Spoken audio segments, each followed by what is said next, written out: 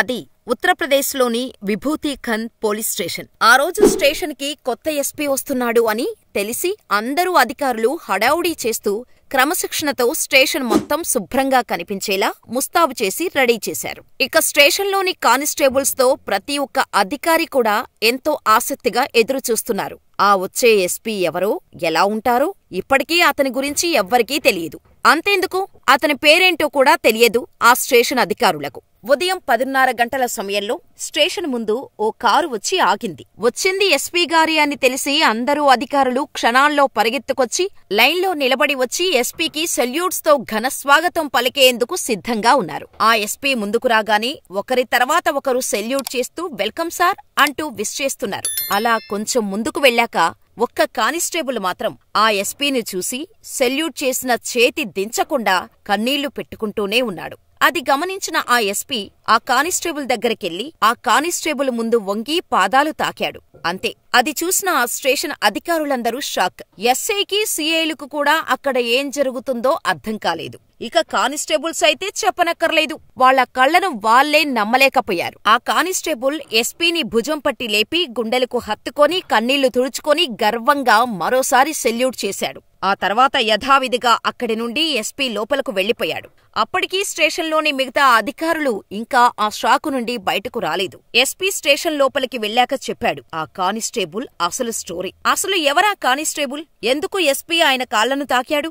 ఆ కానిస్టేబుల్ చెప్పిన స్టోరీ విని అందరూ షాక్. అసలు ఆ కానిస్టేబుల్ ఏం చెప్పాడో తెలియాలంటే వీడియో చివరి వరకు చూడండి. ఇలాంటి real life motivational success stories ఎప్పటికప్పుడు తెలుసుకోవాలంటే వెంటనే మన ఛానల్ ని సబ్స్క్రైబ్ చేసుకుని పక్కనే ఉన్న నోటిఫికేషన్ బెల్ కొట్టేయండి.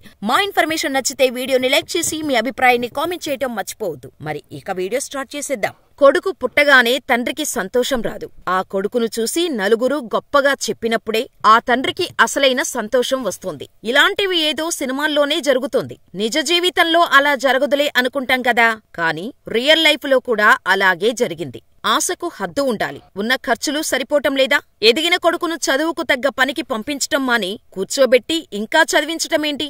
ఇది ఆ కానిస్టేబుల్ రోజూ తన బంధువులు, చుట్టుపక్కల వారి నుంచి వింటున్న మాటలు. కాని ఆ కానిస్టేబుల్ మాత్రం అవేమీ పట్టించుకోలేదు. తనలా కాకుండా తన కొడుకు ఉన్నత స్థానాలకు చేరుకోవాలని ఆశపడ్డారు. తండ్రి బాధలు, బాధ్యతలు గమనించిన కొడుకు కూడా తండ్రి నమ్మకాన్ని వమ్ము చేయలేదు. ఉత్తరప్రదేశ్ రాజధాని లక్నోలోని విభూతీఖండ్లో పోలీస్ స్టేషన్లోని జనార్దన్ సింగ్ కానిస్టేబుల్ పనిచేస్తున్నారు. మధ్యతరగతి కుటుంబం, చాలని జీతాలు. అయినా సరే జనార్దన్ ఏనాడు తన ఇద్దరు పిల్లలకు ఏదీ తక్కువ చేయలేదు. కొడుకు అనూప్ కుమార్, కూతురు మధుని సమానంగా చూసేవారు. ఆర్థిక సమస్యలు వెంటాడుతున్నా సరే తన పిల్లలను తనకంటే పై స్థాయిలో చూడాలని తాపత్రయపడ్డాడు తండ్రి.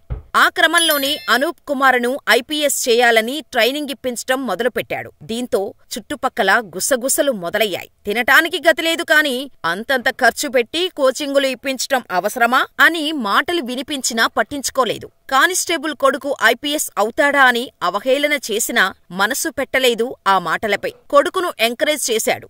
అనూప్ కుమార్ కూడా తండ్రి నమ్మకాన్ని వమ్ము చెయ్యలేదు. ఐపీఎస్ సాధించి తండ్రి నమ్మకాన్ని నిలబెట్టాడు. ఐపీఎస్ గా ట్రైనింగ్ కంప్లీట్ చేసుకుని బాస్ గా వచ్చిన అనూప్ కుమార్ని చూసి ఆనందంతో ఉప్పొంగిపోయాడు జనార్దన్ సింగ్. బాస్ గా వచ్చిన తన కొడుకుకి అందరిలాగానే కానిస్టేబుల్ గా సెల్యూట్ చేసి ఆనంద భాష్పాలు కార్చారు.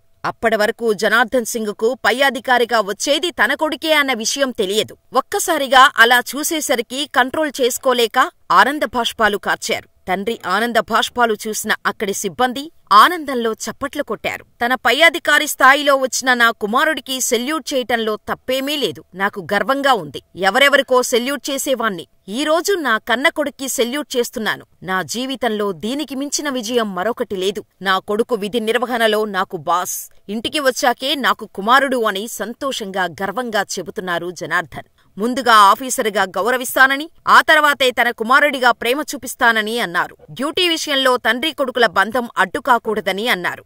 అయితే తన సక్సెస్ కు తన తండ్రే స్ఫూర్తి అంటారు ఐపీఎస్ అధికారి అనూప్ కుమార్. నా రోజు మొదలయ్యేది నా తండ్రి కాళ్లకు మొక్కి ఆశీర్వాదం తీసుకున్న దగ్గరనుంచే. చిన్నప్పటి నుంచి ఏ రోజూ చదువుకో, ఆడుకో అంటూ ఒత్తిడి చెయ్యలేదు. మనసుకు ఏది నచ్చితే అదే చెయ్యమని ప్రోత్సహించారు. నా తండ్రి కష్టపడి చదివించారు. రోజూ సైకిలుపై నన్ను, నా సిస్టర్ని స్కూలుకు తీసుకెళ్లేవారు. ఆ కష్టాన్ని చూశాను కాబట్టే నాన్నకు ఇష్టమైంది ఇవ్వాలన్న కసితో చదివి ఐపీఎస్ ని క్రాక్ చేయగలిగాను అని చెప్పారు ఐపీఎస్ అనూప్ కుమార్. నా సక్సెస్ లో నా పేరెంట్స్ ది ఎంత రోల్ ఉందో నా సిస్టర్ రోల్ కూడా అంతే ఉంది. నా చదువు విషయంలో తను నాకు చాలా హెల్ప్ చేసింది అని తన సిస్టర్ కష్టాన్ని కూడా గుర్తు చేసుకున్నారు అనూప్. ఒక కుటుంబం సపోర్టు ఉంటే ఏమైనా సాధించవచ్చు అని ఐపీఎస్ అనూప్ లైఫ్ స్టోరీనే ఓ ఎగ్జాంపుల్. తనకంటే పై స్థాయిలో ఉండాలని తండ్రి కలను సాకారం చేయాలని కుమారుడు, బ్రదర్కు సాయం చేయాలని సిస్టర్, ఇలా ఒకరి గురించి ఒకరు ఆలోచించారు కాబట్టే వారి సక్సెస్ఫుల్ లైఫ్ను ఇప్పుడు మనం చెప్పుకుంటున్నాం. కొడుకు పుట్టగానే తండ్రికి సంతోషం రాదు.